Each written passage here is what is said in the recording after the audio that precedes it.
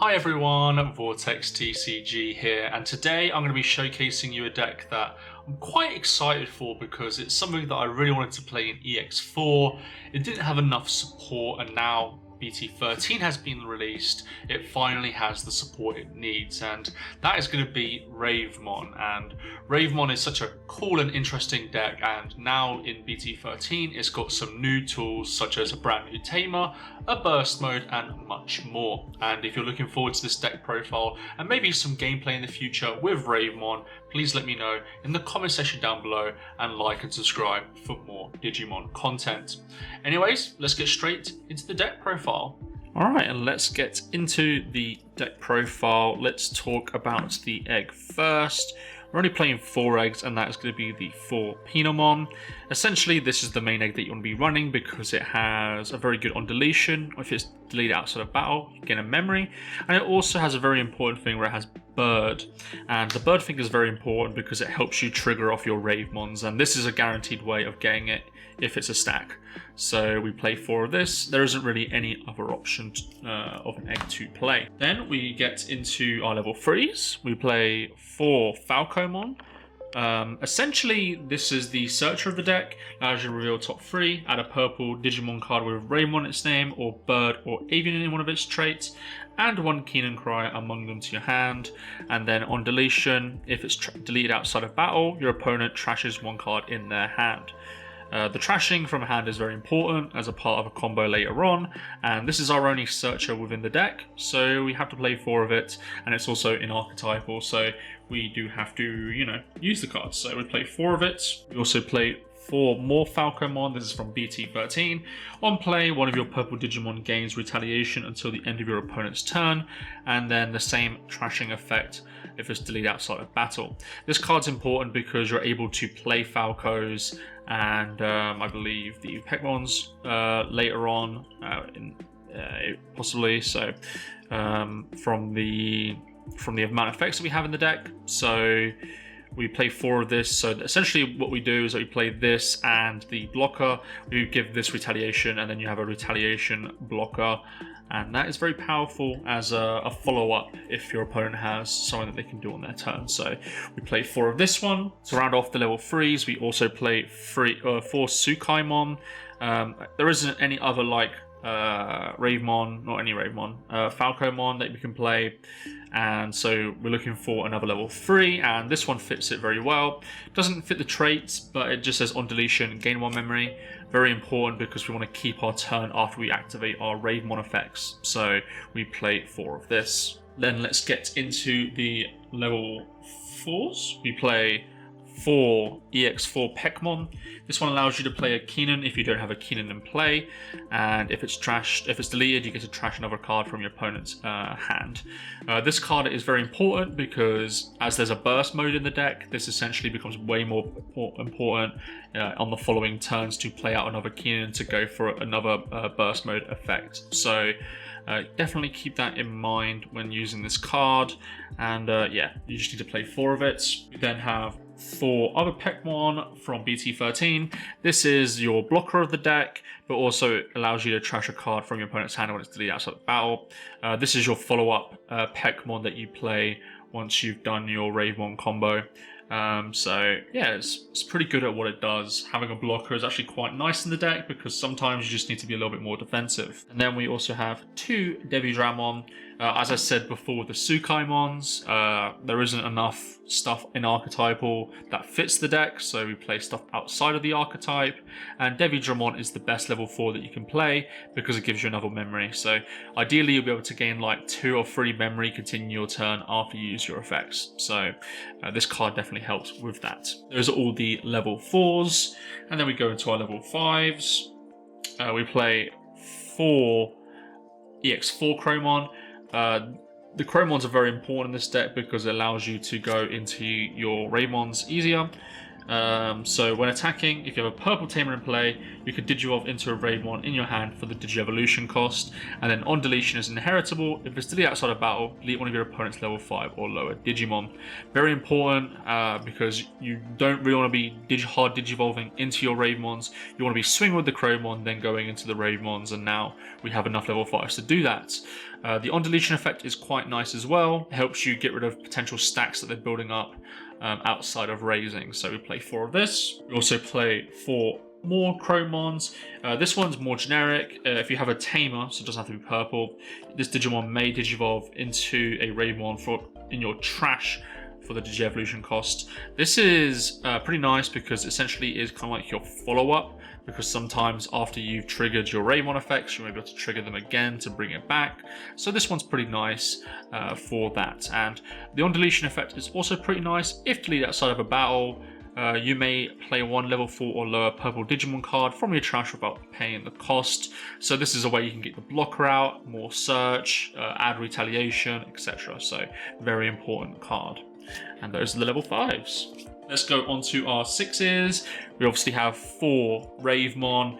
It has jamming. It's pretty low DP. It's only 11k DP, but the effect and the on deletion effect is the main thing we're looking for. So the end of attack allows you to delete this Digimon that has a Digievolution card of Bird or Avian in its trait, and at the opponent's turn you may play a Ravemon from your trash without paying the memory cost. This is why the egg is so important, because that's the way you essentially get a guaranteed Ravemon end of attack effect. And then on deletion, this is where the main effects happen. If your opponent has 8 or more cards in their hand, they trash 1 card in their hand, and then if your opponent has 7 or fewer cards in their hand, they add the top card of their security to their hand. So essentially you want to get them to 8 cards, then trigger this guy's effect to then force them to discard a 1, and then also trash a security or add the security to their hand, and then you gain a lot of advantage that way. So they obviously get to choose the mill target, which is a bit unfortunate, but it doesn't really matter because you just need to get the security to their hand essentially, and that helps in the deck quite a lot. You also play 2 new Ravemon from BT13. At the end of your turn, if this Digimon, by deleting this Digimon, sorry, that has a Digievolution card with Bird or Avian, again very important for the egg, at the end of the opponent's turn, you may play 1 Ravemon from your trash without paying the cost. It doesn't specify this card, so you can choose the other one if you would like. And then on deletion, you may play 1 Falco or Keenan Crier from your hand or trash without paying the memory cost. So again, we've got that combo where we play, if we have the other Chromon that allows you to play something from trash, you have play the Peckmon, then use this effect, which allows you to then play the Falcomon, which then gives it retaliation, and then you've got some decent follow-up. Or you could play a Keenan, so just in case you don't have the Peckmon that allows you to play a Tamer, or you don't have the Tamer in hand, you then have an option that way as well. So a pretty decent card for the deck, and you definitely need to be playing it too. More is a little bit unreliable, if I'm being perfectly honest.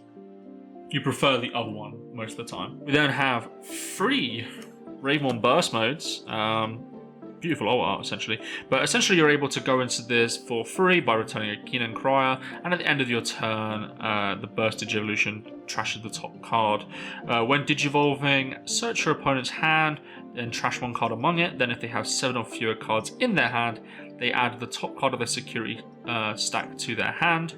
Again, just getting another trigger of Ravemon effect essentially, but this time you get to pick the card that they trash, very important. And then when attacking, by returning 1 Digimon card from your opponent's trash to the bottom of the deck, delete all your opponent's Digimon with the same name as that card. Not a great effect if I'm being perfectly honest, but what this is good at is recycling your opponent's cards that you don't want them to have in trash.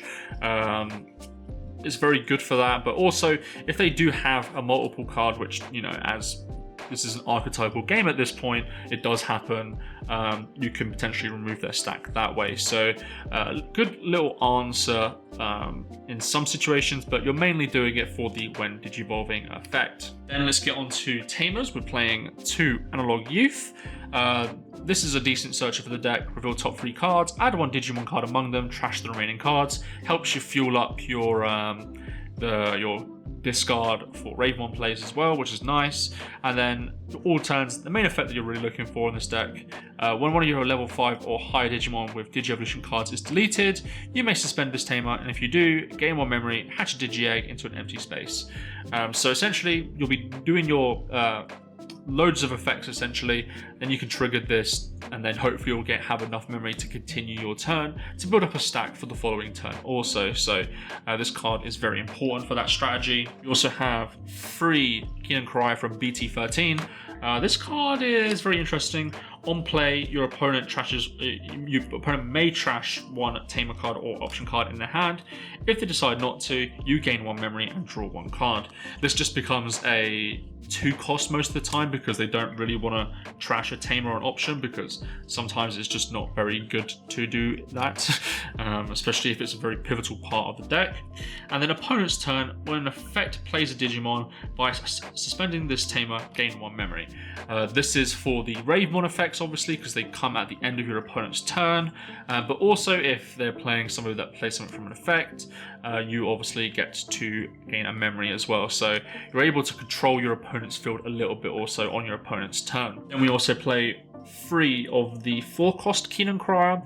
This is your set to 3 memory tamer for the deck, and then when one of your purple Digimon with Ravemon in its name or bird or avian in its trait is deleted, by suspending this tamer you get to draw 1 card, and if it was deleted by an effect, you gain 1 memory. So ideally you'll be gaining both the draw and the memory, and then you're able to obviously continue your turn, because it'll be the end of your turn when you activate these effects, and then you'll be able to continue your turn hopefully if you gain enough memory. So I kind of want to play 4 of this, if I'm being perfectly honest, because I feel like this card is the one that you really want to see the most of, but I can't really find the space for it in this deck. So maybe in the future we'll have a revised list, but at the moment it is just currently at 3. Rounding the deck off, we have 3 Amino Habari.